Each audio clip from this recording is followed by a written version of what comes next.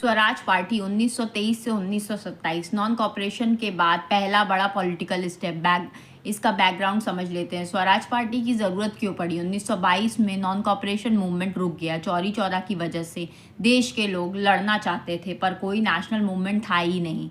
Gandhi ji jail में थे। कांग्रेस के अंदर दो सोच बन गई। एक ग्रुप अभी आंदोलन बंद, कंस्ट्रक्टिव वर्क करो। दूसरा ग्रुप अंग्रेज की काउंसिल्स के अंदर जाकर उनका विरोध करो। इसी दूसरे ग्रुप से जन्मी स्वराज पार्टी। स्वराज पार्टी का आइडिया क्या था? लीडर सोच ये थी कि अगर ब्रिटिश सरकार हमसे चुनाव लड़वा रही है तो हम सिस्टम के अंदर जाकर सिस्टम को ही फेल कर देंगे। मतलब अंग्रेजी काउंसिल्स में जाना पर उनको कानून को चलने ना देना, बजट बिल्स पॉलिसीज सबका विरोध करना। इसको कहते हैं councils entry with obstruction. Swaraj party के प्रमुख नेता कौन थे? इसके फाउंडर थे CR दास, चितरंजन दास, मोतीलाल नेहरू। अन्य लीडर्स थे विठल भाई पटेल, मदन मोहन मालवीय। इनका पार्शियल सपोर्ट था। गांधी जी ने अपोज नहीं किया, बस कहा मैं इसमें डायरेक्ट शामिल नहीं होऊंगा। स्वराज पार्टी ने क्या किया?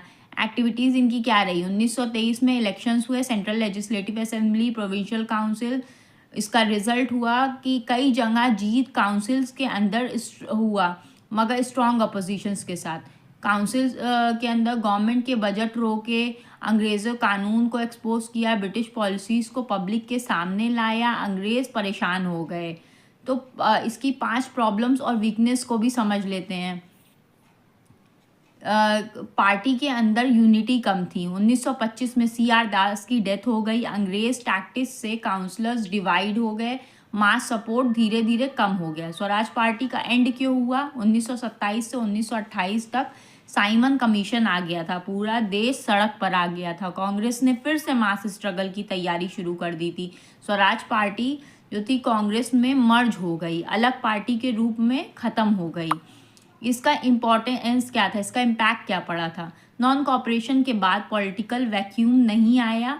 ब्रिटिश काउंसिल का असली चेहरा सामने आया। यूथ और लीडर्स एक्टिव रहे। सिविल डिसोबीडियंस के लिए ग्राउंड वर्क तैयार हुआ।